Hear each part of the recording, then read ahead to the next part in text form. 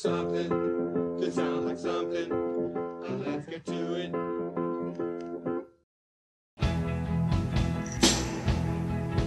My first memory of Brian's house was knocking on the door, and Mrs. Wilson came out in her apron. Her white apron looked just like the quintessential American housewife. Pretty, she's a beautiful woman. It was a small house, maybe 3 bedrooms, but it had the garage converted into a really nice music room, because music was, of course, a big deal with the Wilsons. My dad played a lot of music. He taught me how to play that kind of a bass line, like boogie-woogie music. He had a song called His Little Darling and You. He must return to his queen bee for his little darling and me. He wrote that song.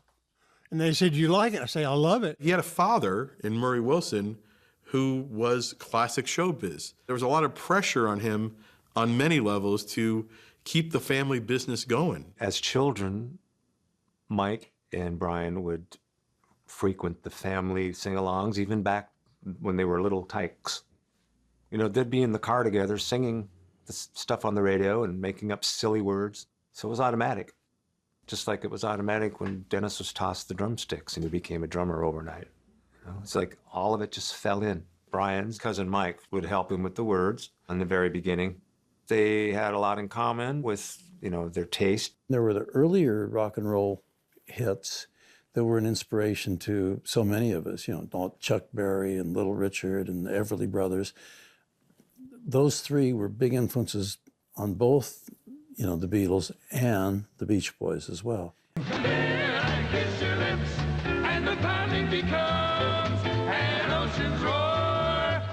I got in so goddamn, you know, into the freshmen that like I almost became the freshman. I mean, I could identify with Bob Flanagan's high voice, and I could sing along with it. And he taught me how to sing high. You know, and I kept singing like for a whole year. For a year, I spent working with a freshman on my high fidelity set. And I'll be goddamned if I didn't learn every song they did. First song we learned was Their Hearts Were Full of Spring, I think, which is, of course, one of the most beautiful freshman tunes. We had the additional influence of the 4 freshmen who did this amazing harmony. Brian loved the 4 freshmen so much. I'm maybe a year older than Brian. He's my first cousin. We grew up together. We sang Everly Brothers songs together. We went to Wednesday night youth night at Angeles Mesa Presbyterian Church and would sing the church songs, and then we'd walk home singing Everly Brothers or doo-wop. And he became fascinated with the 4 freshmen. But Brian was incredibly gifted in terms of structuring chords, and he was fascinated by harmonies. The 4 freshmen he became obsessed with. We learned a few of their arrangements, one of which we still do to this day. It's called Their Hearts Were Full of Spring. We do it just a cappella, just voices, and it's a beautiful, beautiful song, and it's a beautiful type of music to perform. And we were always gravitated towards harmonies, and he was a master at creating the harmonies, chord progressions, and so on. I hear music in my head. I can hear music in my head, but I can't hear a whole arrangement in my head. I can hear a melody, you know, like the melody. Yeah. I can hear like da da da da da da da da. I can hear that in my head. But if it's like all kinds of voices and instruments, I can't conceive of it in my head. The band started back in October of 1961 when my parents left the country. They left some, I think $100 for food money, and they went to Mexico for 3 days. While they were there, we got together and we went to a music store and rented a bass, a guitar, and drums. I brought it back to the house. We wrote a song the first day we were together, and when my dad got back, he goes, "What'd you spend the money on?" We go, "Instruments." He goes, "What'd you do that for?" And we played a song for him. He cheered up. Brian needed something to write about, you know, and so Dennis, being the avid surfer in the family, really brought to us the concept. Brian and I got around the piano, and came up with this song, Surfin', a very simple song. We auditioned with a guy named Hype Morgan, and we were supposedly going to do a folk song that his son had written, but we played him surfing, and he said, hey, I like that idea. That sounds like a commercial idea. He said, would you guys like to record it? We said, yeah. So a week later, we went in the studio, and I was playing drums live. It was all done live. Okay, boys, slate, this will be take one surfing. Everything, the whole record was done on one track. One track. But what we did was, we stood around the phone, we call, we go, I vote for surfing. And then they said, we vote for surfing. And we did 10 or 15 different voices, you know, just three of us, me and my brothers. And they go, and the winner this week is surfing. And we go, we won. Dennis is our surfer. He told me names of places where people surf.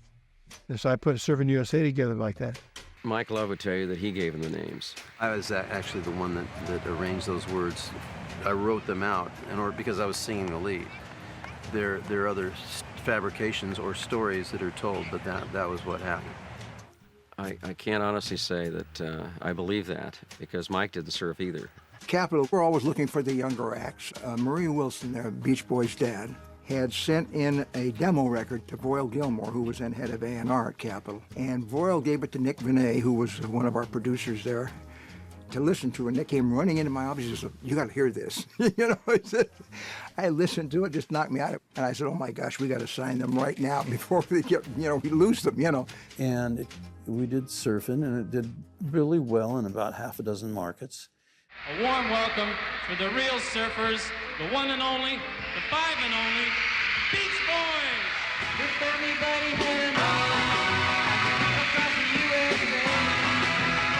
USA. I was always fascinated by literature. I love languages and other cultures. So like I studied Spanish, in school. And I always liked, where did these words come from? Was it Latin? Was it Greek? Was it Sanskrit?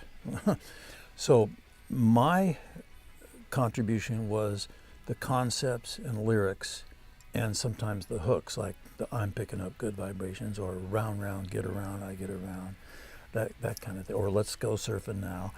Yeah, I came up with those ideas and those concepts, and yes, it was musical, but I give most of the musical credit to Brian, because he was so gifted at working with the musicians and structuring the chord progressions and all that stuff. Al Jardine. Thank you, Al. Dennis Wilson. Thank you. Brian Wilson. Carl Wilson. Mike Love. Now, I think, whoop, what happened? There you are.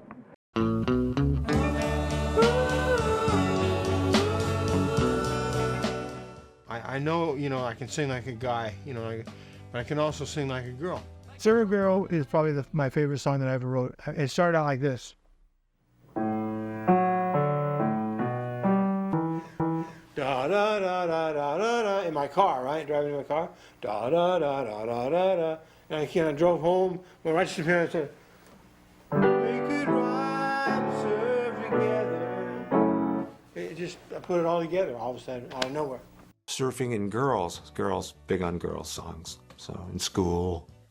So it kind of appealed to everyone, really, didn't it?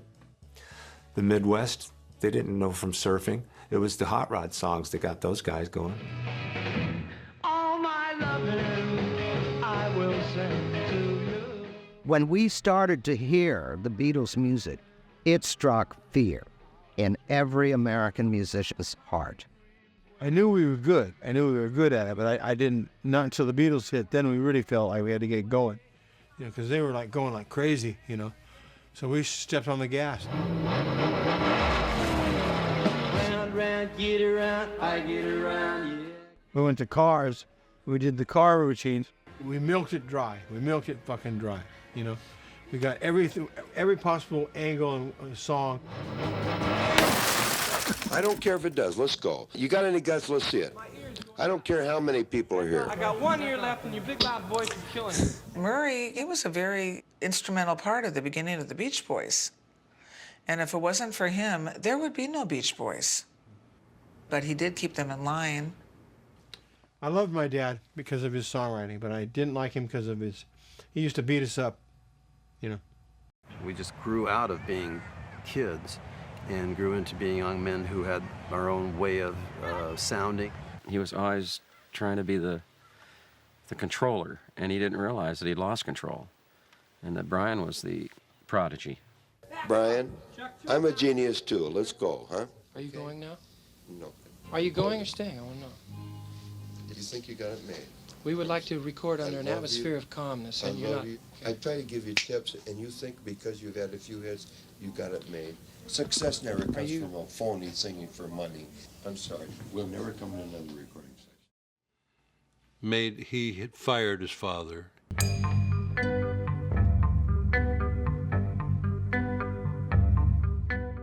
Look at all those jobs he had. And anybody would cave in at some point. That's too much. We observed him being quite unhappy, being out on the road and away from home. And not everyone's suited for that life. He couldn't handle a lot of the things that went along with that, like the traveling, the loudness of it. It hurt his ear. He was having trouble hearing out of his, he's deaf in one ear. I saw him have a breakdown on an airplane. I was sitting right next to him, thinking, well, this is it. It's over. He's not going to recover from this. We had a meeting one day, and guys, I'm sorry to say I have to quit the touring group. Mike got a tear, and Carl got a little shook up. But I said, but listen, it's going to be well worth it because I'm going to write you some good songs. Nobody could sing like Brian in terms of that falsetto, and he played the bass with us in our live shows. And so it was not a happy occurrence to see him leave the live group. Brian Wilson's decision to get off the road and to get into the studio is one of the most profound moments in rock history, because it really is when Brian Wilson, I think, intuitively decided that he was going to be an artist. That he could spend more time writing, arranging, and recording the tracks to which we would sing when we would come back off of a tour. He found that his instrument was the recording studio. He didn't rely on the Beach Boys band so much anymore because he didn't have to.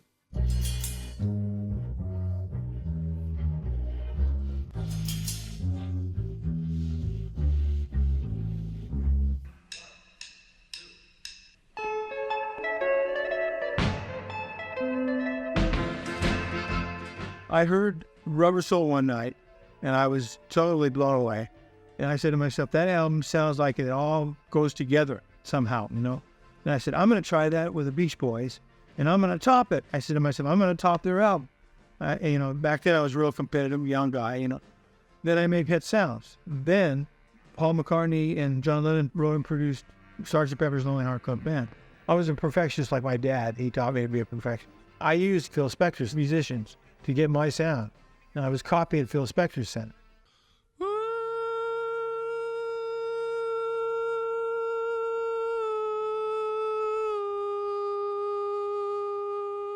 I experimented on Pet Sounds. I tried to write something better than the surf songs and car songs. That was like a social statement, like saying, I thought that I was a little bit out of time. I thought I was a little ahead of my time. Taps into all of those feelings that we have as we're growing up, that somehow he's been able to express musically and lyrically. Brian was a master of the studio. No one was his equal. It'll always be somewhere. I met Brian Wilson the first time at Capitol Recording Studios. I was very impressed with some of the stuff I heard in that session because they were not finished tracks. It was sublime. I mean, it was really, I couldn't have imagined anything better, Tony was a very mellow person. He was a very nice guy, very kind of low key. He wasn't a real, peppy guy. He was kind of low key. I went back to doing what I was doing, and I didn't know if I'd ever see him again. A few weeks later, I got a phone call. I was surprised because I thought, well, why would he be calling me, just to say, hey, it was fun the other day or something? It didn't seem to make sense. Well, he was good with words for his advertisement. I asked him if he could write lyrics. He said, sure, I can write lyrics. And he said, well, I'm just sitting around at the piano. I thought maybe you might want to, do some stuff together. The boys are in Japan. And he said, I don't really have anybody to write with. So he came to my house. We started writing Pet Sounds. Tony Asher's contribution is fantastic. He was a marvelous writer. Well, I knew he was great, you know, and he liked the way I wrote melodies, and I liked his lyrics. They're all great, and I really like the work that Tony Asher did.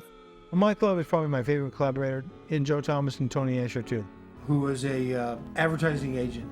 We got together and we wrote God Only Knows in 30 minutes. I mean, it was the fastest song I'd ever written. It just came like that. Really good.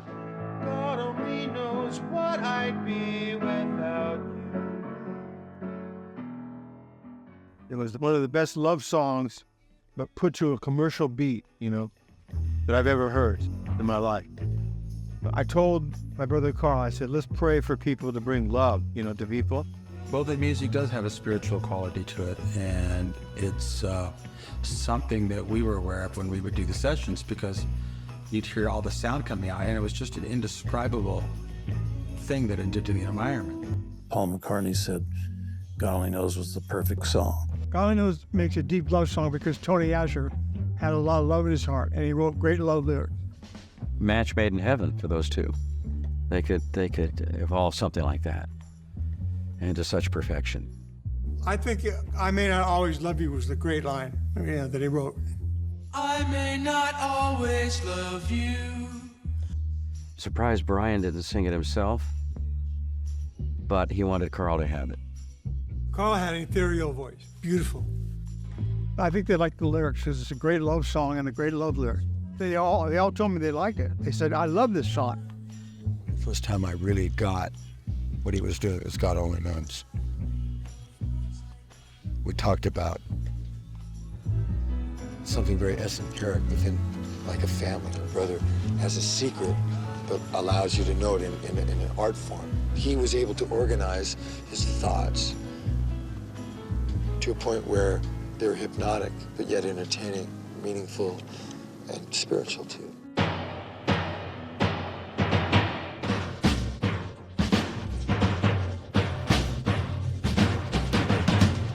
Singing is an expression of yourself, you know, your feelings. And so me and my brothers sang together because we're a family, 3 brothers and my cousin Mike. So we blend together very well, very good. Al Jardine, Mike Love, Carl Wilson, Brian Wilson, Dennis Wilson, those timbers. In fact, now slide me in there, now there's 6, and listen to, on the Pet Sounds album, this track called I Just Wasn't Made for These Times. There's 6 of us singing. Brian was between a hipster and one of your famous British generals that was tough. He was tough. He demanded everything from everybody. These players, you know, could play anything. And Brian just had this baby symphony pool of amazing musicians to work with. We experimented with the musicians a lot, you know. It was all experimentation. And went on and on for about 2 months to get the album recorded. They knew he was a special guy, musically. And sometimes they'd help him write something down in a part. But it was all up here in his head. And he somehow communicated to all the players. And sometimes, Brian, you can't do that.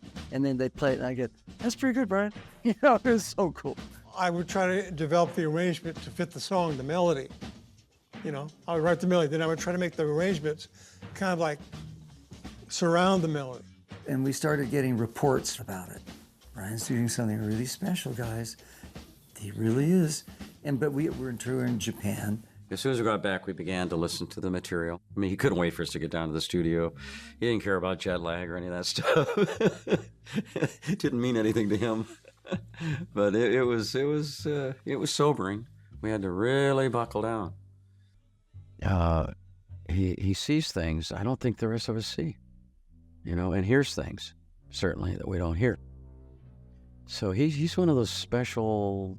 He's got a special receiver going on up there in his brain. Brian truly is the most gifted music person that I've ever met. I hate it when they call him genius because, and they're right, but don't do that. That's too big of a load to carry on your shoulders, but he's so gifted. I think genius just means clever. I don't think it really has any real meaning. just means you're good at something. Genius, like, you know. Like Albert Einstein was a genius. Well, I think he was experimenting a little bit then, too. He told us that he was doing acid during California Girls. So, I was very skeptical about doing any of that stuff. It looked askance at anything having to do with that kind of drug culture influence. Part of that, I think, led to me getting a bad rap for quote unquote not liking Pet Sounds or something, which is absolute, it's just absolute falsehood. Because not only did I name the album Pet Sounds and went with Brian to present it to Capitol Records, but I sang on every single song that was sung on. I was very satisfied. Tony was too. We both were. We both thought we really achieved a good album. Well, I couldn't understand why they didn't like it. I said, this is good music. And they said, but it's not commercial music. So they didn't release it. And a little bit later, a few weeks later, they said, okay, we'll release it. So they released it on the market, and it didn't sell very good. The faith of the label was right there, everybody. We have Pet Sounds out. By the way, we're going to put out Best of the Beach Boys Volume 1. Can you believe that? It's just so asinine. It's a weird thing, but I keep going back to Pet Sounds. I mean, it keeps going back to Pet Sounds here in my life, and I'm going, what about this Pet Sounds? Is it really that good an album, It stood the test of time, of course. But is it really that great an album, to listen to? I don't know. I was so inspired that I wrote a great album. I knew people would like it. I knew they would. It took 20 years for it to go platinum. It was ridiculous how long it took. And yet at the same time, it was regarded so highly. It's a piece of art, sonic art, vocal art, that'll last forever. It has everything in it. It has really fabulous chord structures, arrangements, performance, great songs to sing. A lot of people are uplifted by it. He grew immensely during that time, and he's been rewarded for it now, 50 years later. Yeah, he did something in Pet Sounds to me, all right. He opened the door for a lot of people, especially me.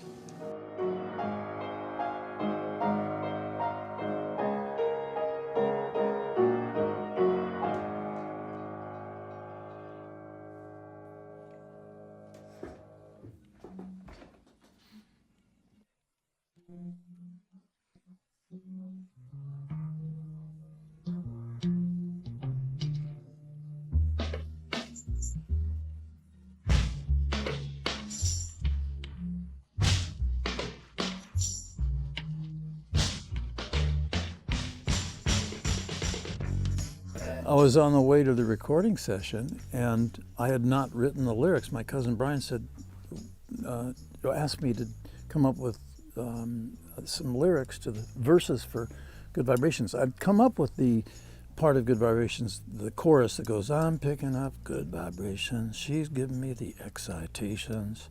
So that part I had down, but I had not written the verse.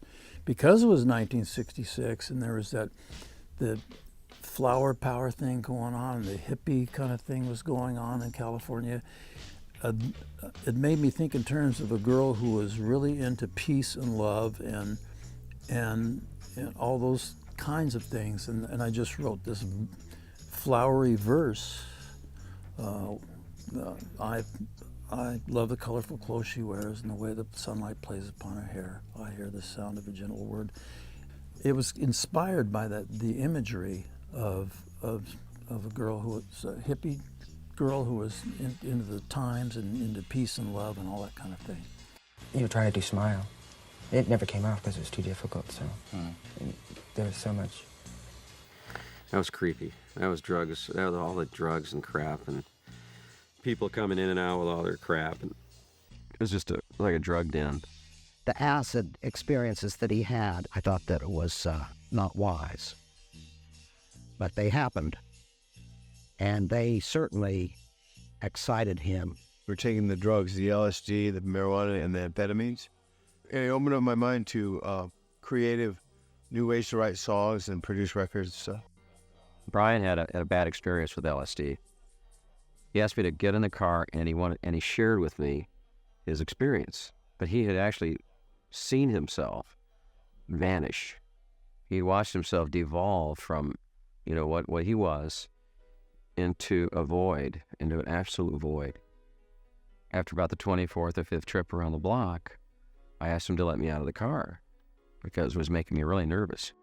Dove-nested towers, the hour struck the straight quicksilver moon. I told Dyke Parks, I asked him actually, what does this passage of lyrics mean? I said, quite frankly, I don't know. He says, I haven't a clue. So to me, I'm thinking, well, logically, we have an audience, we have a song, we were trying to portray something. Don't you want to relate to that audience? Hey, they don't mean a damn thing, but they create an image that I find appealing. I was getting pretty far out by that time.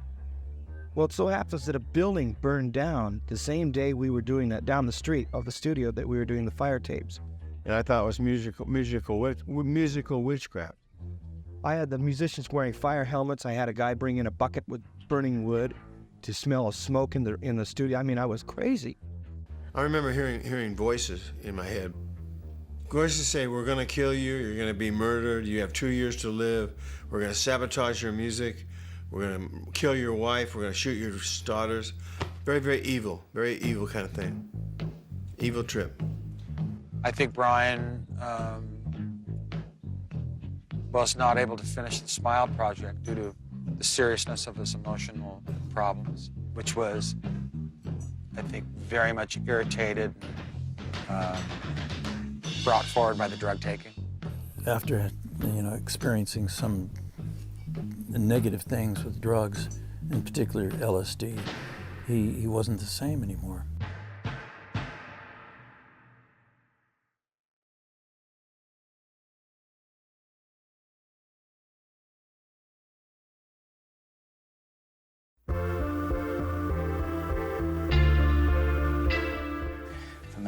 Is it hard now, gathering everybody together and getting the motivation? Yeah, it's hard to get a rehearsal going. It really is. That's one thing that really takes some doing. But I know it's like the group has a subconscious life too, you know. I carried on living, but I was very lonely in that room. Very lonely. I was too afraid to leave my room because the voices in my head were going to say, I'm going to get killed. So it made me too afraid to get out of my room. In our case, that didn't stop us from creating, but it impeded the flow of the hits. You know, up until Good Vibrations was our biggest hit in the 60s. That was the late 1966. And so Kokomo was 22 years later. Yeah, so we still create and we still made albums, just not the phenomenal success that we achieved in the early to mid 60s. Blondie and Ricky, I mean, Ricky Fataar is a phenomenal drummer. Blondie was an amazing guitarist and a great singer. And so he sang, they sang and played with us for a period of time. What was the motivation to actually start your own label? It was freedom from limitations and restrictions, working with Capitol Records. I think there are probably various times when all of us have thought, well, okay, I've had enough, you know, and we've had our share, you know, and all those things. But, well, we've known each other for a really long time. And so when you grow up together, you accept each other, you know, as you are. And so, you know, and having that understanding of each other, we just accept each other, you know. And there really is, there's a great deal of fellowship in the group, you know, in a very cool way, you know. It's just as there, and it's just happening. And we've been through an awful lot, you know, together as people. And so, you know, that type of thing makes a bond in people. And so it's, you know, so I suppose that is part of the reason. The main reason is music, you know. That's why we're together. And, you know, and the family and the whole thing works into it. But I don't think I'd want to do anything else now. And I don't think anybody else does this time. But we're all growing up more, so we'll see what happens in the next couple of years. I think the group's gonna stay tight for a couple of years, and then I think the chances of doing other things will be more, at least more manifest at that time. God bless you. The Beach Boys. An autopsy is planned today on the body of Dennis Wilson, the drummer of the Beach Boys. It was during an afternoon get-together aboard this boat that Wilson decided to go swimming and diving off the dock. We are here this morning because of the tragic loss of our brother and friend, Dennis Wilson. Had a very big heart, and we all love him very much, and we'll miss him. It's hard to lose a brother and somebody who had such a vital, energetic thing about him, and I just don't want to talk anymore about it now. We are not disbanding. We know that Dennis would like us to continue in the spirit and tradition of the Beach Boys.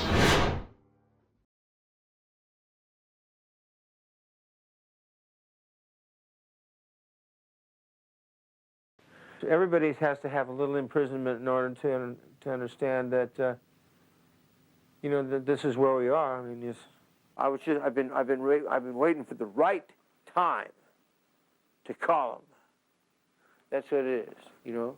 Dr. Landy, you were preparing to take a piece of a business transaction with your patient.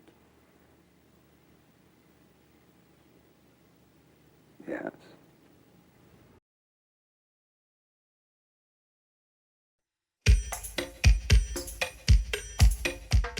Well, it's kind of a fictitious place, honestly, but an interesting thing is we got bags full of letters from school teachers who said our class wasn't very interested in geography, but when they heard Aruba, Jamaica, Bermuda, Bahamas, where are all these places? You're helping school kids across America. The kids could relate to it through the music, which is pretty fascinating. We tried to get him to record with us on that song, but he was under the tutelage, if you will, or under the spell, as some people would say, of Dr. Landy, the psychologist who governed his every move. And Landy would let Brian record with us only if Landy could be the co-writer or the co-producer of the record and stuff. And we had Terry Melcher was the producer. Now, Terry Melcher had produced the Byrds and Paul Revere and the Raiders. He was very successful at what he did. And so he didn't need Gene Landy's help. So Gene kept him away. What happened though, we did a video in Florida of Kokomo, and Brian was in the video, but he wasn't on the record. And I wrote that song with Terry Melcher and John Phillips of the Mamas and Papas.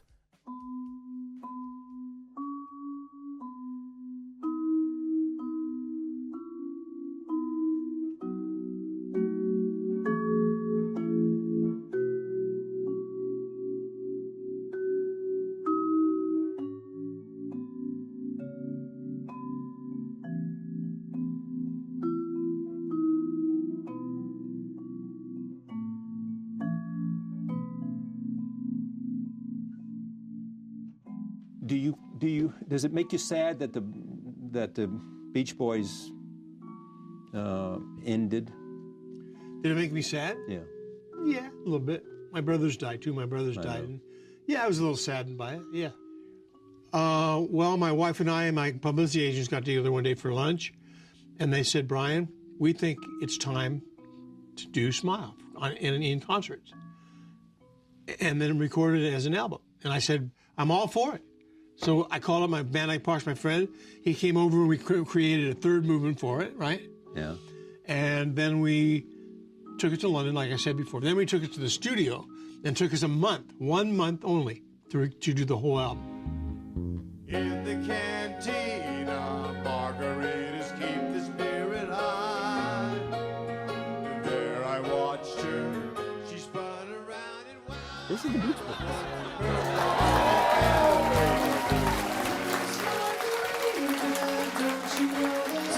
Al Jardine, Mike Love, his cousin Brian Wilson. These are the three founding members of the band. Released their first single, Surfin', in 1961, I think. All right. Then David Marks played guitar on the first 4 albums while, Al, you went off to college or something?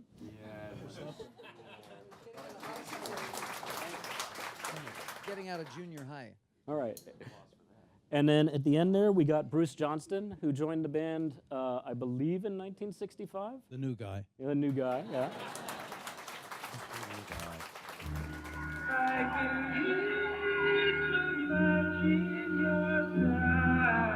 Oh, I was proud as hell. I mean, I really was proud to be a Beach Boy. I really was. They're a very good group. They were, in their time, they were probably one of the better groups in the whole business. Listen to me.